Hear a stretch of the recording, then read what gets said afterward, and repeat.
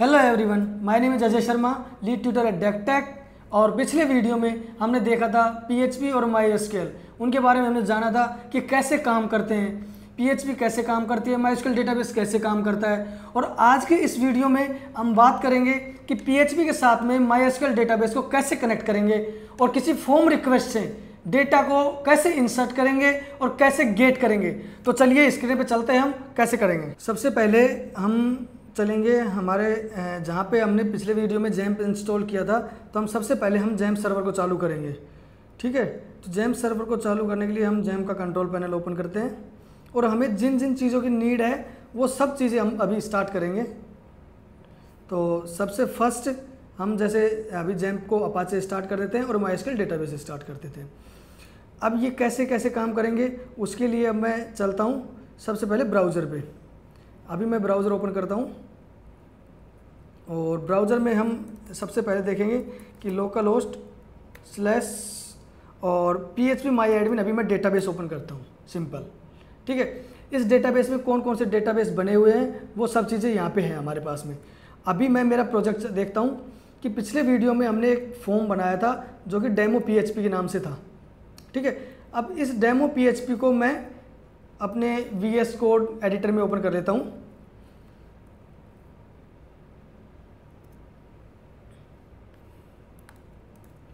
और अभी मैं इसको जो पिछली वीडियो में हमने जितना देखा था लोकल होस्ट / डेमो PHP, हमने ये एक फॉर्म बनाया था जिसमें नेम मोबाइल लिए थे।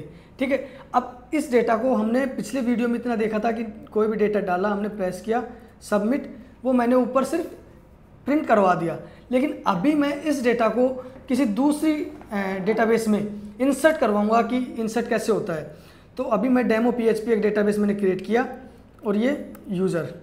ठीक है, अब इसमें हम कैसे इंसर्ट करेंगे वो चीज़ें अभी मैं आपको बताता हूँ कि नेम और मोबाइल।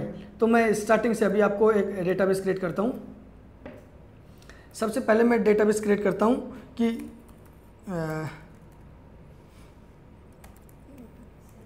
Demo for PHP। ठीक है, इस डेटाबेस के अंदर अभी मेरे को जो नीड है वो है एक टेबल की, क्योंकि टेबल में मैं नेम, मोबाइल नंबर और अभी मैं एक फील्ड और ले लेता हूँ जो कि मेरा ईमेल होगा। ठीक है, अब ईमेल के लिए मैंने सिंपल ठीक ईमेल ले लिया और ये देखना अभी यहाँ पे ईमेल आ गया मेरे पास। और पिछले वीडियो में हमने यहाँ पे प्रिंट करवाया था जिसको मैं अभी के लिए हटा रहा हूँ।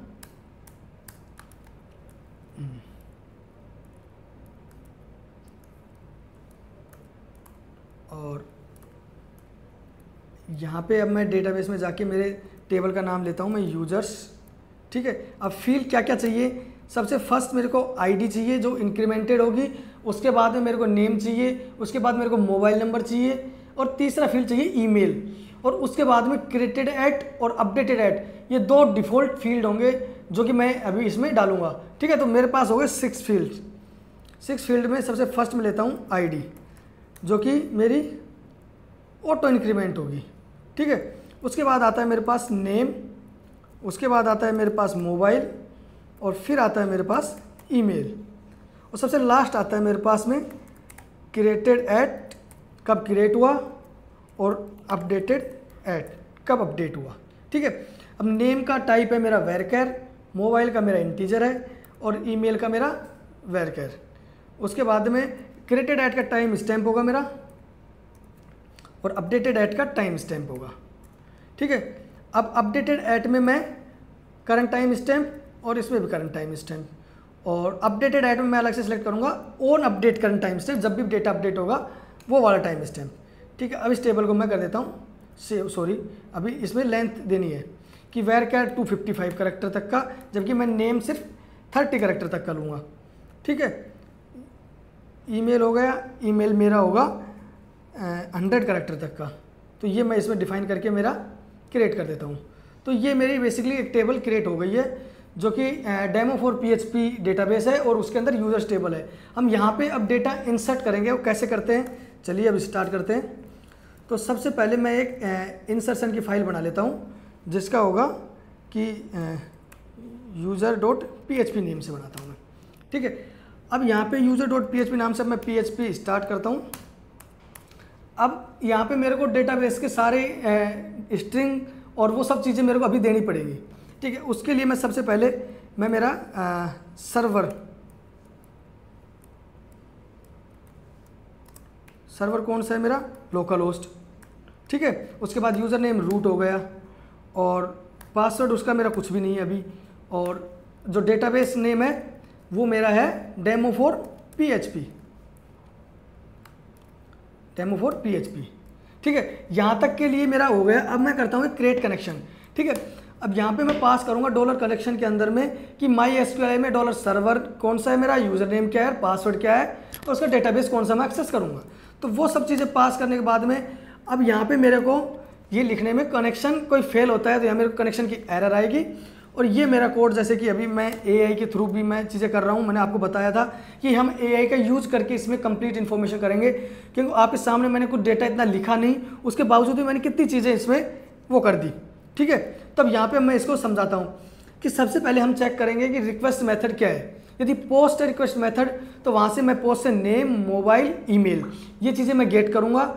उसके बाद में मैं कोई भी मेरा डेटाबेस कनेक्शन चेक हुआ है, उसके बाद वो कनेक्शन किसी भी चीज़ को करने के लिए प्रिपेयर है तो वो मैंने क्वेरी चलाई कि इंसर्ट इनटू यूजर्स और उसके अंदर नेम, ईमेल और मोबाइल, और जो उनकी वैल्यूज़ है वो जो मैंने क्वेश्चन मार्क से असाइन किया है उनकी जगह पे मैं एग्जीक्यूशन में डेटा दूंगा जो भी उसका होगा, कि मैंने उसे पास कर दिया कि नेम, मोबाइल और ईमेल ये सब चीज़ें यदि सक्सेसफुली एग्जीक्यूट होती है तो वो मेरे को फॉर्म सबमिटेड सक्सेसफुली शो करेगा, जिसमें नेम, मोबाइल और ईमेल ये सब चीज़ें वहाँ पे सेव करेगा। तो मैं index.php में इसको मैं कॉल करा देता हूँ कि एक्शन के अंदर मेरा user.php, ठीक है।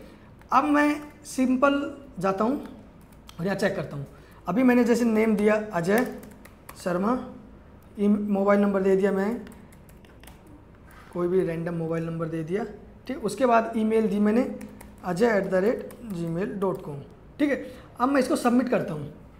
सबमिट करते ही इसने बोल दिया कि फॉर्म सबमिटेड सक्सेसफुली, यानी ये डेटा मेरे टेबल में इंसर्ट हो गया है। अभी मैं आपको डेटा दिखाऊं तो ये देखो, ये डेटाबेस के अंदर मेरा नेम आ गया, मोबाइल नंबर आ गया और ईमेल आ गई, ठीक है। ये सब चीज़ें मेरी यहाँ पे इंसर्ट डेटा के अंदर रिसीव हो चुकी है। अभी मैं जैसे कि ये HTML स्पेशल कैरेक्टर यहाँ से मैं हटा देता हूँ क्योंकि मोबाइल नंबर, अभी मैं 1-2 डेटा और इंसर्ट कर देता हूँ, फिर उसके साथ में हम लिस्टिंग भी दिखाएंगे इनकी, ठीक है। अब मैं कुछ भी मैं फेक फिलर्स इसमें डेटा इंसर्ट कर देता हूँ।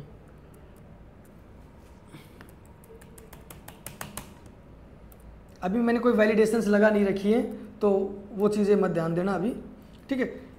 ये सिंपल ये हो गया, ठीक है। इसमें अभी मैंने डेटा इंसर्ट किए हैं। अब मैं इनकी लिस्टिंग दिखाऊंगा टेबल के अंदर में कि यूज़र लिस्ट में कौन कौन से मेरे पास यूज़र हैं।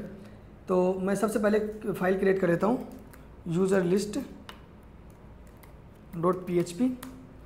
अब यहाँ पे मैं यूज़र की लिस्टिंग दिखाऊंगा। अब जो मेरे पास डेटा था उसकी यूज़र लिस्ट यहाँ पे आ गई। अब मैं कोड के बता दूँ आपको, तो ये मैंने डेटाबेस कनेक्ट किया है। उसके बाद में जब यदि सक्सेसफुली कनेक्ट होता है तो उसके बाद रिजल्ट जो कनेक्शन SQL चलाई है मैंने, सेलेक्ट ID, और यदि मैं इसकी जगह पे 3 अभी फील्ड चेक करके निकाले मैंने, तो मैं जब भी एस्ट्रिक निकालता हूँ तो इससे मेरे जितने भी फील्ड्स हैं वो कंप्लीट फील्ड्स निकलेंगे, ठीक है। अभी इसमें और ये चीज़ें कंप्लीट जैसे ID, रो नेम, मोबाइल नंबर और ईमेल। अब इसके बाद में मैं एक फील्ड और बढ़ा के दिखाता हूँ, जैसे क्रिएटेड एट, कि वो कब क्रिएट हुआ था, ठीक है। अभी मैं इसको रन करता हूँ तो सबकी जिसकी भी क्रिएटेड एट डेट्स हैं, टाइम है, वो सब हमको यहाँ पे विजिबल है, ठीक है। तो ये रहा हमारा आज का वीडियो जिसमें हमने फॉर्म से डेटा कैसे इंसर्ट करते हैं, कैसे गेट करते हैं, इसके बारे में देखा था। और नेक्स्ट वीडियो में हम बात करेंगे गेट और PHP, जो ये 2 मेथड हैं वो किस तरीके से काम करते हैं फॉर्म रिक्वेस्ट में और कैसे काम करते हैं उनके बारे में देखेंगे, उनके बारे में बढ़ेंगे, ठीक है। तो चलते हैं, मिलते हैं नेक्स्ट वीडियो में, और तब तक के लिए आप बने रहें हमारे चैनल पे। लाइक और सब्सक्राइब करना ना भूलें और लेटेस्ट अपडेट के लिए हमारे बेल आइकन को ज़रूर प्रेस करें। Thank you so much.